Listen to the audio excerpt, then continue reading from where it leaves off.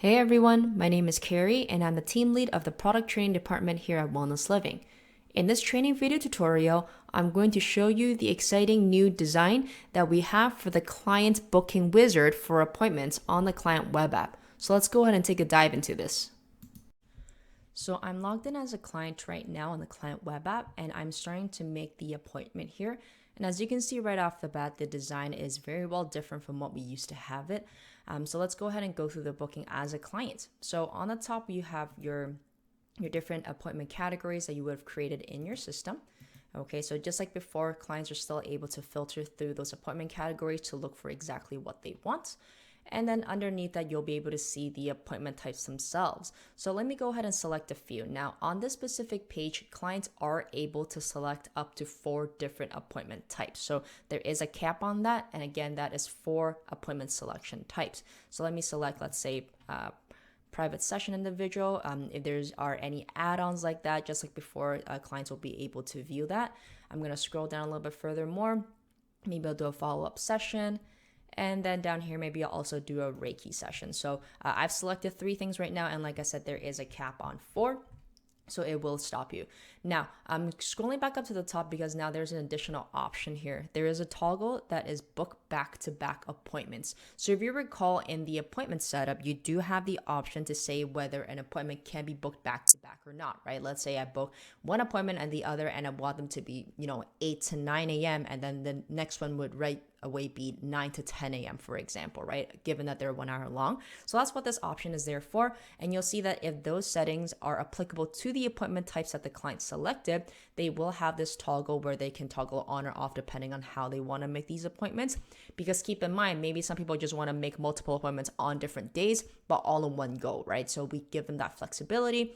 And then there's a little toast message here that says the appointments you have selected may be booked back to back. So I'm actually going to leave that on right now. Now, before I go ahead and go select date and time, I do want to point out that on the right hand side, you will see the studio name and the location. Now, if it is a multi-location business, clients can then click on this little edit icon, click on the drop down to select the specific location they want to book this at. So for now, I'm going to go ahead and keep it as Moonlight Yoga Studio. So I'm going to cancel out of this. And then we're going to go ahead and go to select date and time. So on this next page, we can go ahead and actually see another toggle appear now that says select date and time for each service independently. So that was going back to that scenario I was just telling you about, right? Where maybe I want to select multiple appointments just because I know I want to book these appointments, but maybe not necessarily on the same day and maybe not even back to back, right? Maybe I want to book them on different days. So that toggle is there for clients to select if they want, if they change their mind. And on the top, we have a month view or a week view as well. So we have different filters there for them. So coming down, the session that I'm currently selecting a time for will be the first one. So private session individual. So it is a little bit highlighted, a little different color shade. So we know that that's the active appointment that I'm selecting for. And then let's say I want to leave it as the 21st. Great. Maybe I'll go to the 22nd, see what's available. We have different options there. So I'm going to go back to the 21st. And let's say I want to book one for, let's say we wanted to book for 11. I'll go ahead and click 11 o'clock. And then that's it. I've booked that. The next one is also a follow-up session. Now I can actually go ahead and select a staff member if I wanted to, where there's no preference or a specific staff. I can go ahead and select that as well. If there are any assets that are attached to it, you'll see this as well. So I can go ahead and select that. And go ahead and select the asset that I wanted. And throughout this booking process, if there are also questions, those questions will appear as well if applicable, right? Only if applicable. So the next one here, we have the Reiki healing session. So let's say I want to book Ryan for that, for example. Again, it may require a spin bike, sure. Go ahead and select it. And like I said, right, if there is the option to answer questions, the clients can now go ahead and select that. And as you'll see, so far, I've only selected one appointment date and time, which is for the first one, right? March 21st, 11 a.m. But I didn't select that for any of the rest. But take a look.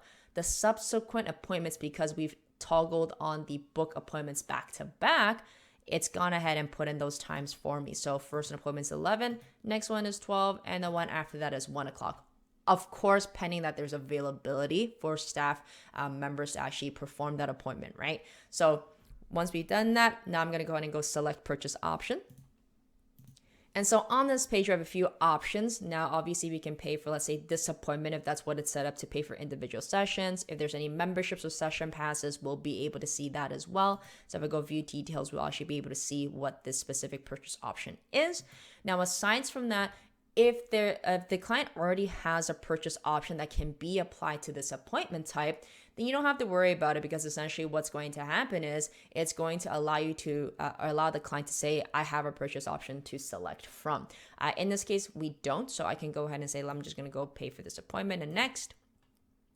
And then from here, we can review everything that we have, right? Again, paid with, maybe I don't want to do this appointment. Maybe I changed my mind. I want to select a different purchase option. We can go ahead and do that, okay? And obviously, if you already have, like I said, if you have applicable purchase options already, it will apply it to the appointments applicable. But anything that's outstanding, then it'll ask for payment. Now, you may ask, well, how do I remove appointment, right? Maybe I decided I didn't want the private session individual. You will have to click on the back button here on the top left until you get back to step 1, essentially remove it from that screen, and then go ahead and resume the booking process. So I'm just going to go ahead and go next and take a look at the appointment checkout screen. So over here, if there are multiple credit cards that are saved on file, we can go ahead and select the ones that we want. If not, we can also go ahead and add a new credit card. So this interface is here, okay? And then obviously, if the client has gift cards or discount codes, they can enter it here as well. So for this one, I'm just gonna leave it as this specific credit card I already have on file and go ahead and complete the booking. And there we go. The appointment is successfully booked it. So it says, thanks for booking. We can go ahead and book another appointment, email the receipt, print the receipt. And other things that you normally would see after a booking is here as well, right? Get points by sharing your appointment. Your booking, and each of these are available because we book 3 different appointment types, and then so on and so forth. And then we have share on Facebook and on Twitter. So why this specific improvement is really great is, first of all, you can already see that it looks a lot more pleasing to the eyes in terms of design. User interface is a lot easier to use, and it just makes sense, right? We want to make the client's booking process as smooth as possible, as user-friendly as possible. So that's why we decided to go ahead and do a rebuild of the wizard for this.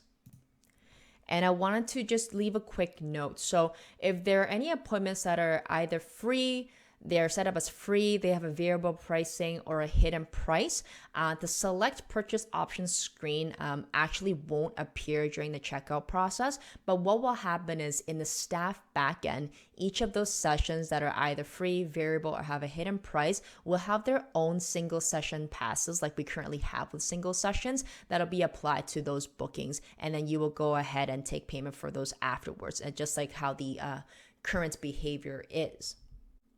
Okay, so what I'm going to do now is I'm actually going to go ahead and log back in as a staff member to just point out a few settings that we have enabled in the backend for this. So I'm in this setup right now as a staff under the business policies, and over here we have the clients must sign in to book an appointment. So let's just say if this toggle was turned on in the backend, when the client clicks on the appointments tab in the client web app, they will be forced to sign in first before they're able to go ahead and make that booking. Now, in the event that this toggle is turned off, so clients must sign in to book an appointment is turned off, the select service page would display appointment restrictions on the select service page.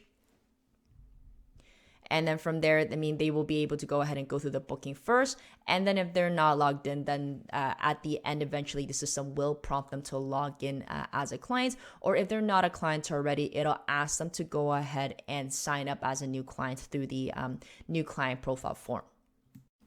And that's it for the training video tutorial. Thanks for tuning in, and see you in the next one.